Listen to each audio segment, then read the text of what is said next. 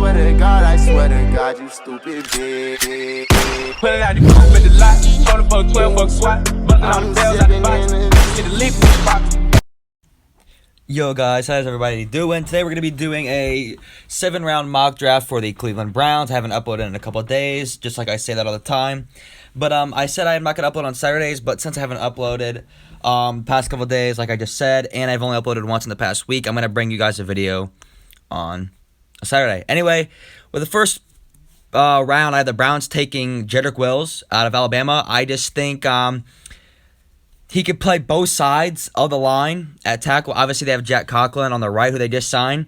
So he'll probably play that left tackle spot, which is going to take time. It's not going to be an easy fix. Baker is still going to get the same pressures as last year because offensive lineman takes time, and a rookie, the only really rookie offensive lineman that I could think of that made an instant impact was Quentin Nelson in 2018, and that's recently, and maybe Zach Martin of the Dallas Cowboys.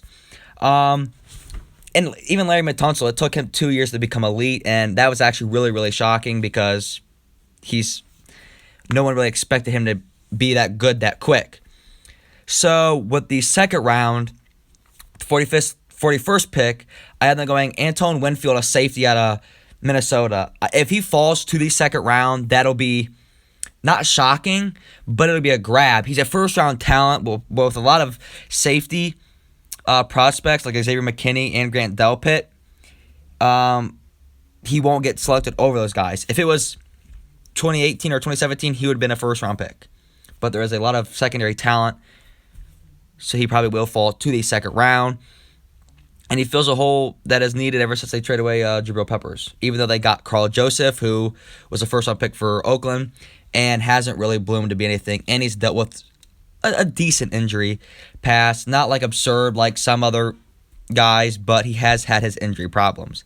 And with the third round, they have two third-round picks, but with their first third-round pick, I had them going Larrell Murchison, a defensive tackle at North Carolina State. They don't really need defensive linemen. This is a luxury pick because they do have another third-round pick. And from here on out, they're just going to go best available. They have their quarterback, they have their running back, they have their receiver, they have their tight ends, they have their offensive line at this point. And then they have their defensive line, they have their linebacking core, and they have their cornerback, or secondary core, I should say. From here on out, it's just going to be best available. So I think at this point, Larrell Murchison is the best defensive tackle at the 74th pick. And if he is there late third round, I think that, it's not really late. About mid-third round, I will be shocked. And with the other third-round pick, 90th overall, I had them taking Bradley Anae, another defensive end, or defensive lineman, I should say. And he can bring that pass-rushing presence that Olivier Vernon was supposed to bring. Like I said, they're going to be going best available after the second round. And Bradley Anae, he's quick. People say he's undersized for a defensive end, but when you're a pass rusher, it really doesn't matter as long as you can get to the quarterback, and that's what he does. So I feel like this would be a great pickup to add on the other side of Myles Garrett. And I think he can bring what Olivier Vernon didn't. And he can be a decent run stopper or a contain guy.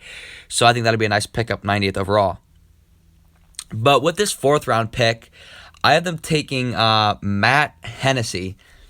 He's a center.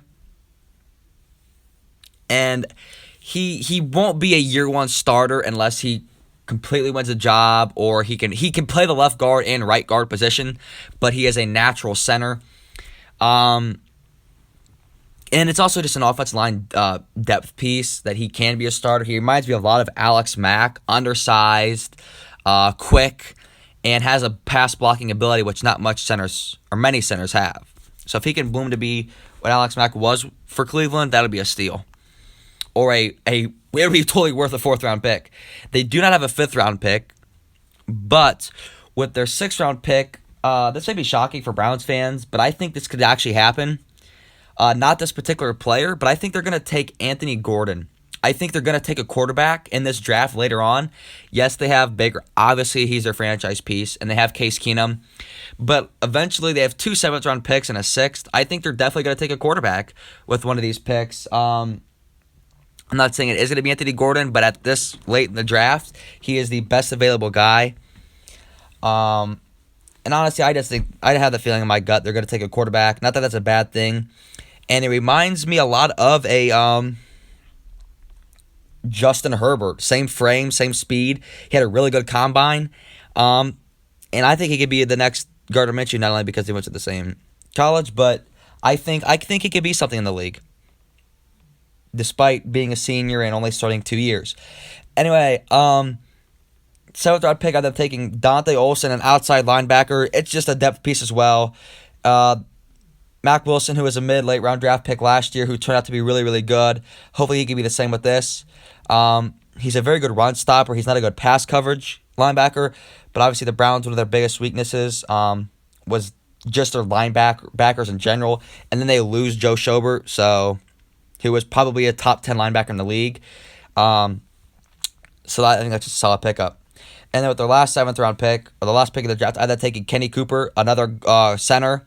He played majority of his career at the left guard position, but I think that can be a worthy pick late in the draft. And he could probably sit and develop for a couple years, and he can play any position on the line except the tackles. So thank you guys so much for watching. I'm out. Peace.